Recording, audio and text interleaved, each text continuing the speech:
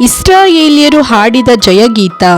ಆಗ ಮೋಶೆಯು ಇಸ್ರಾಯೇಲ್ಯರು ಯೆಹೋವನ ಸ್ತೋತ್ರಕ್ಕಾಗಿ ಈ ಕೀರ್ತನೆಯನ್ನು ಹಾಡಿದರು. ಯೆಹೋವನ ಸ್ತೋತ್ರವನ್ನು ಗಾನ ಮಾಡೋಣ. ಆತನು ಮಹಾ ಜಯಶಾಲಿಯಾದನು. ಕುದುರೆಗಳನ್ನು ರಾಹುತರನ್ನು ಸಮುದ್ರದಲ್ಲಿ ಕೆಡವಿ ನಾಶ ಮಾಡಿದ್ದಾನೆ. ನನ್ನ ಬಲವು ಕೀರ್ತನೆಯು ಯಾಹುವೆ. ಆತನಿಂದ ನನಗೆ ರಕ್ಷಣೆಯುಂಟಾಯಿತು. ನಮ್ಮ ದೇವರು ಆತನೇ, ಆತನನ್ನು ವರ್ಣಿಸುವೆವು. ನಮ್ಮ ಪಿತೃಗಳ ದೇವರು ಆತನೇ, ಆತನ ಮಹಿಮೆಯನ್ನು ಪ್ರಖ್ಯಾತಿಪಡಿಸುವೆವು. ಯೆಹೋವನು ಯುದ್ಧಶೂರನು, ಆತನ ನಾಮಧೇಯವು ಯೆಹೋವನೇ. ಆತನು ಫರೋಹನ ರಥಗಳನ್ನು ಸೈನಿಕರನ್ನು ಸಮುದ್ರದಲ್ಲಿ ಕೆಡವಿದನು. ಅವನ ಶ್ರೇಷ್ಠ ವೀರರನ್ನು ಕೆಂಪು ಸಮುದ್ರದಲ್ಲಿ ಮುಳುಗಿಸಿಬಿಟ್ಟನು. ಸಾಗರವು ಅವರನ್ನು ಮುಚ್ಚಿಬಿಟ್ಟಿತು. ಕಲ್ಲಿನಂತೆ ದಡಲ್ಲೆಂದು ಸಮುದ್ರದ ತಳವನ್ನು ಸೇರಿದರು.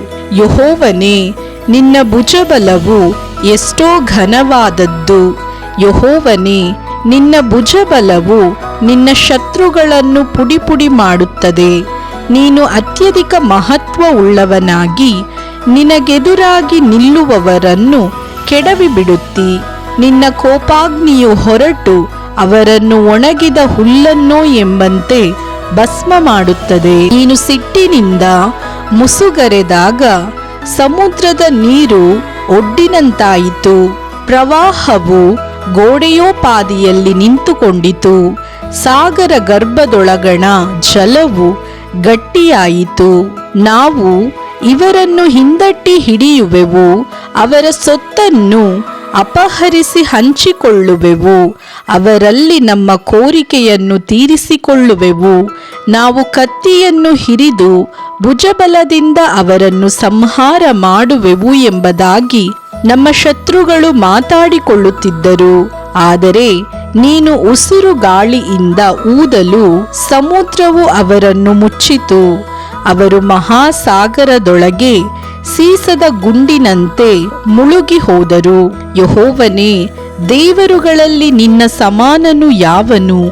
ಪರಿಶುದ್ಧತ್ವದಿಂದ ಸರ್ವೋತ್ತಮನು. ಪ್ರಖ್ಯಾತ ಕೃತ್ಯಗಳನ್ನು ಮಾಡಿರುವುದರಿಂದ ಭಯಂಕರನು, ಅದ್ಭುತಗಳನ್ನು ನಡೆಸುವವನೂ ಆಗಿರುವ ನಿನಗೆ ಸಮಾನನು ಎಲ್ಲಿ? ನೀನು ನಿನ್ನ ಬಲಗೈಯನ್ನು ಚಾಚಿದಾಗ ಭೂಮಿಯು ಬಾಯ್ದೆರೆದು ಶತ್ರುಗಳನ್ನು ನುಂಗಿಬಿಟ್ಟಿತಲ್ಲ. ನೀನು ಬಿಡುಗಡೆ ಮಾಡಿದ ಪ್ರಜೆಯನ್ನು ಪ್ರೀತಿಯಿಂದ ನಡೆಸಿಕೊಂಡು ನಿನ್ನ ಪರಿಶುದ್ಧ ನಿವಾಸ ಸ್ಥಾನದ ಕಡೆಗೆ ನಿನ್ನ ಶಕ್ತಿಯಿಂದ ಬರಮಾಡಿದಿ. ಜನಾಂಗಗಳು ಇದನ್ನು ಕೇಳಿ ನಡುಗುತ್ತಿರುವವು. ಫಿಲಿಷ್ಟಿಯರಿಗೆ ಸಂಕಟವಾಯಿತು. ಏದೋಮ್ಯರ ಕುಲಪತಿಗಳು ಕಳವಳಗೊಂಡರು. ಮೊವಾಬ್ಯರ ಮುಖಂಡರು ಗಡಗಡನೆ ನಡುಗುತ್ತಾರೆ. ಕಾನಾನ್ ದೇಶದವರು ಕರಗಿ ಹೋದರು. ಗಾಬರಿಯು ಹೆದರಿಕೆಯು ಅವರನ್ನು ಹಿಡಿದಿವೆ. ನಿನ್ನ ಭುಜಬಲದ ದೆಸೆಯಿಂದ ಅವರು ಕಲ್ಲಿನಂತೆ ಸ್ತಬ್ಧರಾಗಿದ್ದಾರೆ. ಅಷ್ಟರಲ್ಲಿ ಯೆಹೋವನೇ, ನೀನು ಸಂಪಾದಿಸಿಕೊಂಡ ನಿನ್ನ ಪ್ರಜೆಗಳು ಸಾಗಿ ಹೋಗಿ ದೇಶವನ್ನು ಸೇರುವರು. ನೀನು ಅವರನ್ನು ನಿನ್ನ ಸ್ವಕೀಯ ದೇಶದವರಾಗಿರುವ ಬೆಟ್ಟದ ಸೀಮೆಗೆ ತಂದು ಸ್ಥಾಪಿಸುವಿ. ಯೆಹೋವನೇ, ನೀನು ಸ್ವಂತ ನಿವಾಸಕ್ಕಾಗಿ ಏರ್ಪಡಿಸಿಕೊಂಡಿರುವ ಸ್ಥಾನವಾಗಿಯೂ, ಕರ್ತನೇ, ನೀನು ಸಿದ್ಧಪಡಿಸಿಕೊಂಡಿರುವ ಪವಿತ್ರಾಲಯವಾಗಿಯೂ ಇರುವಲ್ಲಿಗೆ ಅವರನ್ನು ಬರಮಾಡುವಿ. ಯೆಹೋವನೇ ಯುಗಯುಗಾಂತರಗಳಲ್ಲಿಯೂ ಆಳುವನು. ಈ ಜಯಗೀತಕ್ಕೆ ಕಾರಣವೇನೆಂದರೆ, ಫರೋಹನ ಕುದುರೆಗಳು, ರಥಗಳು, ರಾಹುತರು ಸಮುದ್ರದಲ್ಲಿ ಹೊಕ್ಕು ನಡೆಯಲು ಯೆಹೋವನು ಸಮುದ್ರದ ನೀರನ್ನು ಅವರ ಮೇಲೆ ತಿರುಗಿ ಬರಮಾಡಿ ಮುಳುಗಿಸಿಬಿಟ್ಟನು. ಇಸ್ರಾಯೇಲ್ಯರಾದರೋ ಸಮುದ್ರದ ಮಧ್ಯದೊಳಗೆ ಒಣನೆಲದಲ್ಲಿ ನಡೆದು ಹೋದರು. ಆರೋನನ ಅಕ್ಕನಾದ ಮಿರ್ಯಾಮಳು ಪ್ರವಾದಿನಿಯಾಗಿದ್ದು ದಮ್ಮಡಿಯನ್ನು ಕೈಯಲ್ಲಿ ತೆಗೆದುಕೊಂಡಳು. ಸ್ತ್ರೀಯರೆಲ್ಲರೂ ದಮ್ಮಡಿಗಳನ್ನು ಹಿಡಿದು ನಾಟ್ಯವಾಡುತ್ತಾ ಆಕೆಯ ಹಿಂದೆ ಹೋಗುತ್ತಿರಲು ಮಿರ್ಯಾಮಳು ಅವರ ಹಾಡಿಗೆ ಹೀಗೆ ಪಲ್ಲವಿ ಹಾಡಿದಳು. ಯೆಹೋವನನ್ನು ಗಾನ ಮಾಡಿರಿ, ಆತನು ಮಹಾ ಜಯಶಾಲಿಯಾದನು. ಕುದುರೆಗಳನ್ನು ರಾಹುತರನ್ನು ಸಮುದ್ರದಲ್ಲಿ ಕೆಡವಿ ನಾಶ ಮಾಡಿದ್ದಾನೆ. ಇಸ್ರಾಯೇಲ್ಯರು ಸೀನಾಯಿ ಬೆಟ್ಟಕ್ಕೆ ಯಾತ್ರೆ ಹೋದದ್ದು.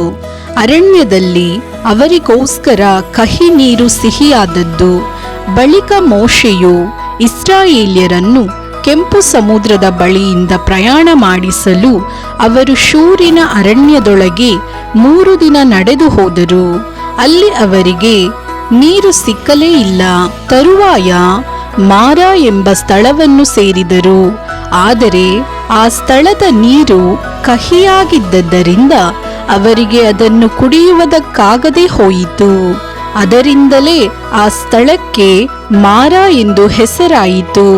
ಜನರು ನಾವೇನು ಕುಡಿಯಬೇಕೆಂದು ಮೋಶೆಯ ಮೇಲೆ ಗುಣುಗುಟ್ಟುತ್ತಿರಲು ಮೋಶೆಯು ಯೆಹೋವನನ್ನು ಪ್ರಾರ್ಥಿಸಿದನು.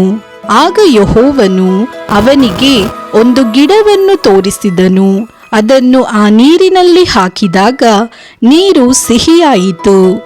ಅಲ್ಲಿ ಯೆಹೋವನು ಇಸ್ರಾಯೇಲ್ಯರಿಗಾಗಿ ಒಂದು ನಿಯಮವನ್ನು ನಿರ್ಣಯ ಮಾಡಿ ಅವರನ್ನು ಪರೀಕ್ಷಿಸಿ ಹೀಗಂದನು: ನೀವು ನಿಮ್ಮ ದೇವರಾದ ಯೆಹೋವನ ಮಾತನ್ನು ಶ್ರದ್ಧೆಯಿಂದ ಕೇಳಿ, ಆತನ ದೃಷ್ಟಿಗೆ ಸರಿಬೀಳುವುದನ್ನು ಮಾಡಿ, ಆತನ ಆಜ್ಞೆಗಳಿಗೆ ವಿಧೇಯರಾಗಿದ್ದು, ಆತನ ಕಟ್ಟಳೆಗಳನ್ನೆಲ್ಲ ಅನುಸರಿಸಿ ನಡೆದರೆ ನಾನು ಐಗುಪ್ತ್ಯರಿಗೆ ಉಂಟು ಮಾಡಿದ ವ್ಯಾಧಿಗಳಲ್ಲಿ ಒಂದನ್ನೂ ನಿಮಗೆ ಬರಗೊಡಿಸುವುದಿಲ್ಲ.